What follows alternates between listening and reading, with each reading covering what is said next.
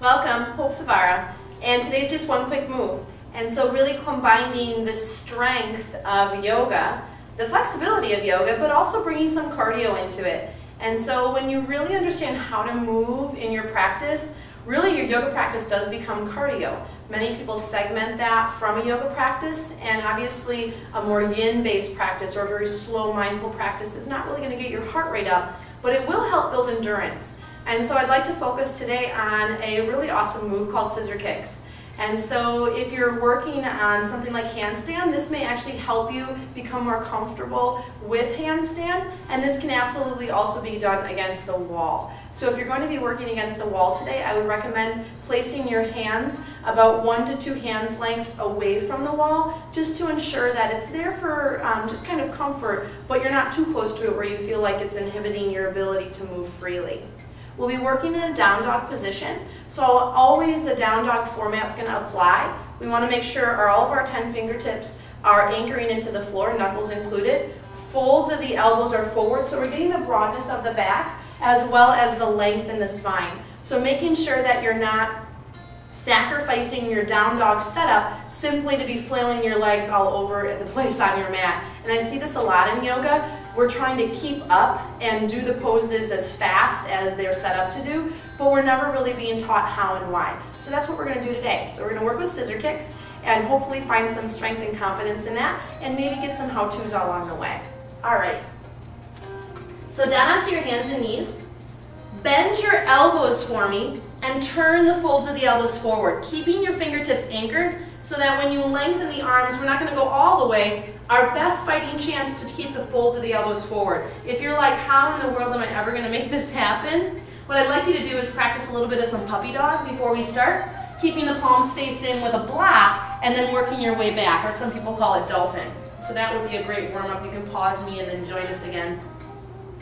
Keeping the elbows slightly bent as you transition back. Lift through the deep core. So remember again, pelvic floor plus deep transversus. So it's that upward action with that co-contraction or stiffening of the trunk.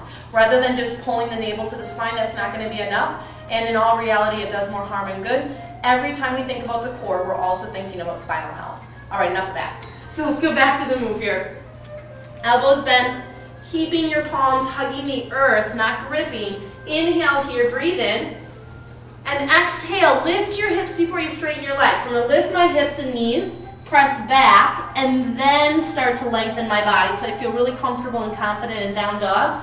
Restriction in the shoulders of down dog is going to inhibit your ability to rotate the arms, which says something about what you need to focus on. With scissor kicks, we're going to be jump switching the legs in the air, keeping soft knees so you don't hear a big thump when you drop on the floor. Have the intention of when you come back and up, of almost trying to hold it for a second, so it gives you this feel and sensation of what handstand is going to feel like, which is a great transition movement. We'll try to go for a minute, okay? And so during that minute, if you need to stop and drop onto your knees, devotional or child's pose, feel free to do that. Join us when you're ready. I want to encourage you to be consistent.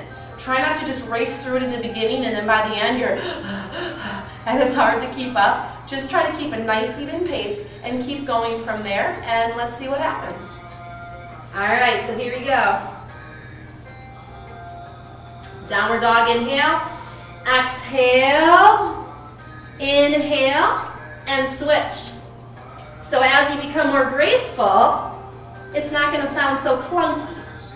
Think about trying to switch your legs above your shoulders rather than inside your chest. So inhale. That one wasn't very good. Sorry, guys. And exhale. I'm jump switching my legs as I come up. So it's definitely like a handstand kick up. And for a second, you might be able to find handstand. Awesome. We're halfway. So if you did 30 seconds and you're feeling good about that, feel free to drop to your knees, take a breath. Keep breathing. Try to keep the weight even on the arms. 10 more seconds. Keep breathing.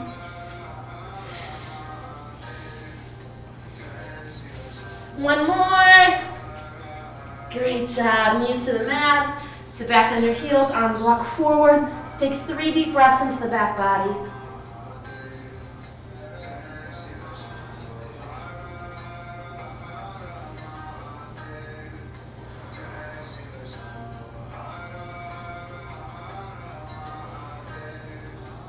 Inhale deeply. Exhale, come up through cat pose and into table. Nice work, how'd it go? And so feel free to bring this into your classes, into your practice. Let's do just a quick cool down with the wrists. Turn the fingertips towards the knees, thumbs on the outsides. Folds of the elbows forward, stay broad in your back, and start to lean back. Inhale through the nose, and exhale through the nose. Inhale through the nose, and exhale through the nose. You may be feeling this through the forearms, and that's okay. Now, keep your elbows bending and your fingertips on the floor, and lift your palms down. So a nice deep hand stretch. Inhale, exhale, inhale, and exhale. Open and close the hands, roll out the wrists. Nice work. Last one, tops of the hands to the mat. Folds of the elbows forward. Lean yourself back. Let's take a couple of breaths here. A good 90-degree angle is a good starting point. So wherever you're at, know that you're successful. And then with the toes rolled under, roll yourself up. Arms come back behind, interlace the fingers. As you open the chest, instead of just throwing the ribs forward, lift the spine high.